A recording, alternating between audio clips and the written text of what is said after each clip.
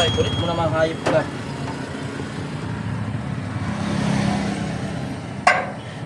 Yan o, putol ang shock.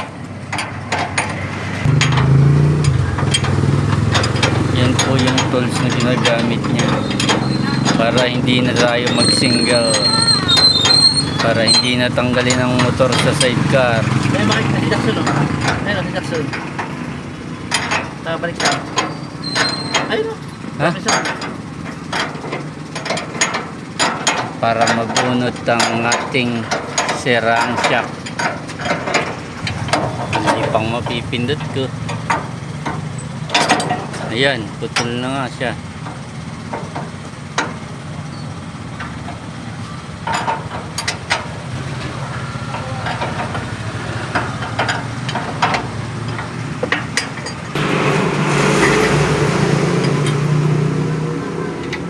Ayusin na po natin ang shockers.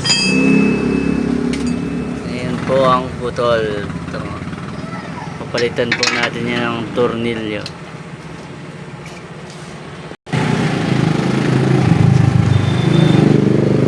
Para po maikot yun, no? Binunot na yung putol na tornilyo. Sabi, makakabalik ulit yun sa bayan.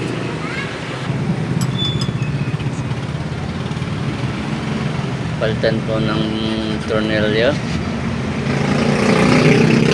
Bagong tornilyo na recycle naman.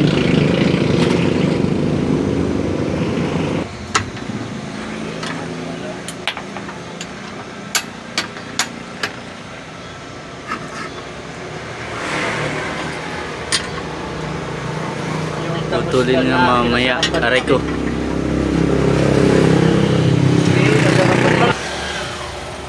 Susukatin po natin yung sinusukat kung gaano kahaba ang ipuputol doon. Hihi.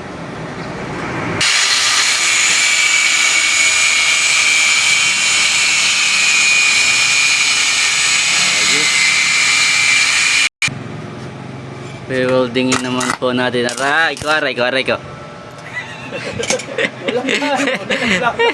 Wala na. Pabash ka na din sa vlog mo, Mare. Sabi ko sa iyo ay nare-repair ang shop para hindi na kayo bumili. Diba? Makagalit kay Quentin ang ano. Umaray. Nagpapalag, natalpo ka ng welding. Aray, aray. Ganda yun. Yan. Umuyok. Ingay nyo ay. Ha? Hindi maingay. Oo, nakita ko rin yung vlogger. Kaya na, pinang binubuo na uli ang shock ha. O ito. Yung Yep. pantapon. Magkano ang isang shock? 1.8. Oh, tamo, 1.8 pa nga. Okay na po siya. Kakabit na lang po. Ikakabit na lang po. Ayun, please like and subscribe.